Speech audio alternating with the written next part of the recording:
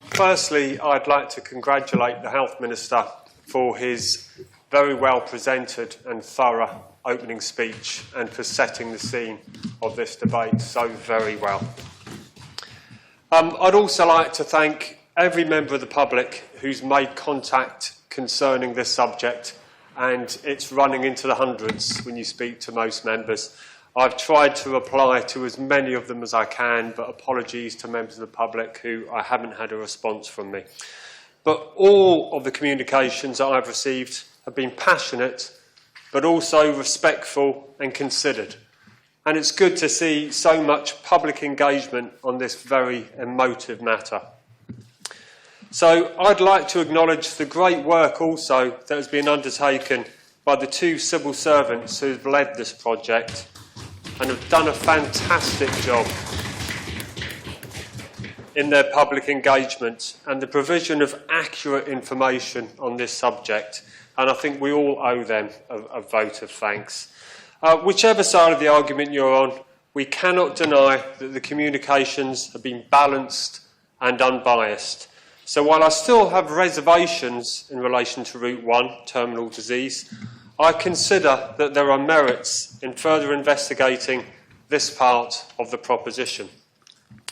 So it's important to remember at every stage of this debate that we're not talking about relatively healthy, suffering-free adults, nor those for whom there is possible alleviation. Route 1 is about people who are in the active phase of dying and are suffering unbearably, and that suffering cannot be alleviated. Being eligible does not mean that someone will use a service.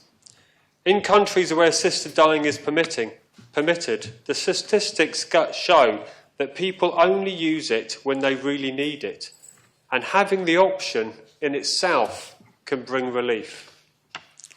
The alternative of assisted dying, of palliative care, isn't limited by funding. It's limited by effective medications.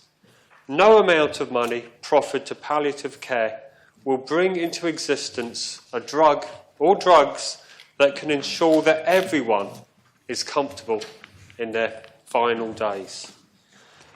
Globally, the majority of assisted deaths are people with terminal cancer. The majority of the rest have terminal neurodegenerative conditions. And the author of a letter to all states members, which was recently published in the JEP, who has motor neuron disease, cannot fail but highlight the plight of those for whom we need to exercise compassion. Sir, I had the honour of visiting this gentleman's home a year ago when he invited me to his house, where I met him and his lovely wife, and he showed me the challenges that he faced on a day-to-day basis. So I cannot stand here and say hand on heart that we should prevent assisted dying for terminally ill people who cannot have their suffering alleviated and who are in their final weeks and months before they depart this mortal coil. The safeguards of having an assessment by two independent doctors to approve the process gives me comfort, as does the fact that only those who are over 18 years of age and have been ordinary resident in the island for at least 12 months prior to making an application would qualify. For these reasons, I will be voting for Route 1 so that more in-depth work, consultation, scrutiny and law drafting can be allowed to take place before proposed legislation can be brought back to this Assembly and we can debate and vote on more detailed draft legislation with the ability to make further amendments along the way. So in relation to Route 2, unbearable suffering, on the face of it, this too might be something that some would see as a natural progression from Route 1. However, having spent time working for Headway Jersey, the brain injury charity that supports people who have acquired a brain injury either through stroke, trauma or other illness in my professional life, I've gained valuable insights into people's journeys through life-changing and life-limiting illnesses. I would like to relay a story of just one of the members of Headway, and there are many more that I could draw upon. and the conversation that I had with her on the subject a couple of years ago. The topic of assisted dying came up in conversation shortly after it was approved in principle in the last States Assembly. And while out in the minibus collecting members, I asked what people thought about the subject. One lady who'd had a series of strokes, each one further reducing her ability to move and communicate, commented that she would take the option of an assisted death if it were available to her on the grounds of unbearable suffering that cannot be alleviated in the manner that the person deems tolerable.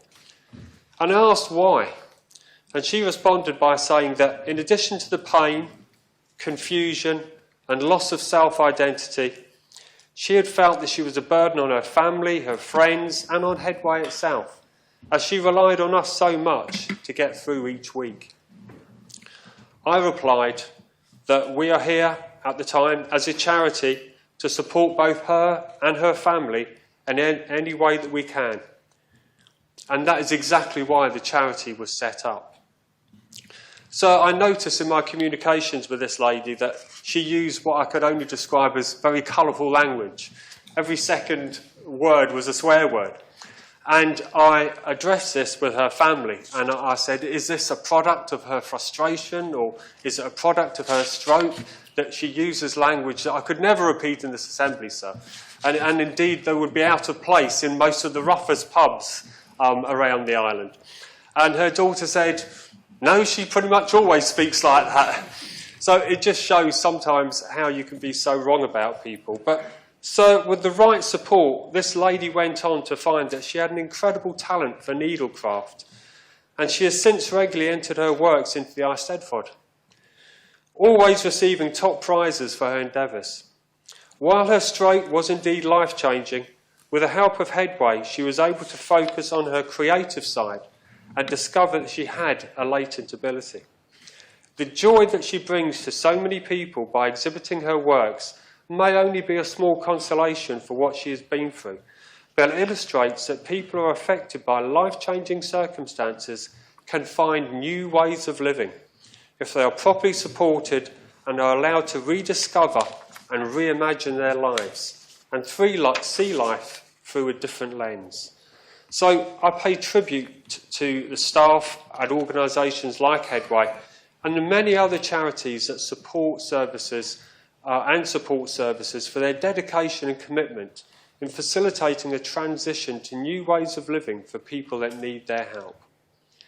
If anyone ever wants to work in an environment where laughter and hope fills the air, look no further than a career in caring and support. It's incredibly fulfilling and life-enriching experience. Adopting Route 2 would be a culture change for our island, and not one that I want to see. It risks normalising giving up on people, and people giving up on themselves. Those who have encountered life-changing illness will still have dark days, but as long as we have organisations who can bring light back into people's lives, then we should focus on telling the positive stories of resilience and conquer. I don't see Route 2 as a slippery slope, as some have commented. I'm more concerned with what is right for Jersey right now at this moment in time, and what is a step too far until we've experienced all that Route 1 might bring if it gets adopted. Sir, I will be supporting Route 1 in Part B of this proposition and rejecting Route 2, Part C of this proposition at this time. Thank you, sir. Thank you, Deputy.